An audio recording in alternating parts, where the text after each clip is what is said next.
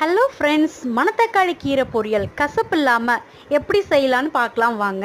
ஒரு வடச்சட்டி வச்சு அதில் 3 டேபிள் ஸ்பூன் தேங்காய் எண்ணெய் ஊற்றி கடுகு உளுந்தம்பருப்பு கடலப்பருப்பு போட்டு பொரிஞ்சதும் அது கூட 1 டேபிள் ஸ்பூன் சீரகம் போட்டு பொரிக்க விடுங்க.